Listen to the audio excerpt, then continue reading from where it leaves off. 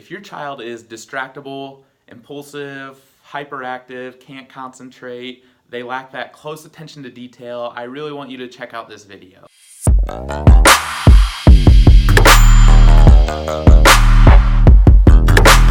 When dealing with a hyperactive child, a lot of times people want to suppress that excess energy.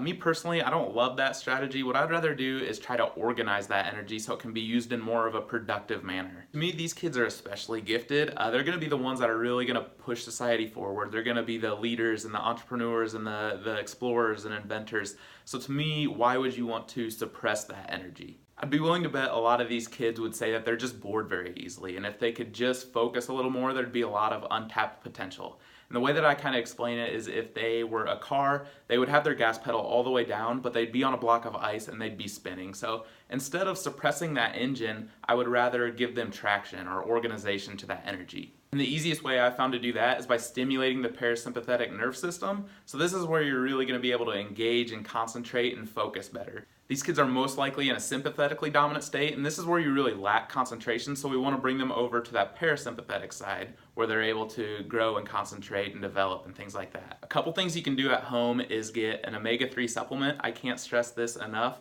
My favorite brand of omega-3 is Innate Choice. And another thing you can have them do is move around. So there's actually been rat studies done where learned helplessness goes away once you exercise a little bit. So if they're getting really frustrated with their work, have them go do some pull-ups or sit-ups or something and burn off some of that energy and help them reset their brain. Another thing I found to be helpful with these kids is do homework in a 15-minute sprint. So do all your homework in 15 minutes, then take a break, and then even switch subjects every 15 minutes so everything is staying fresh and they're not getting bored so easily. You can get fun with it and try different things, but that's all I have for you today. I hope you really enjoyed it, and I hope to see you guys here tomorrow.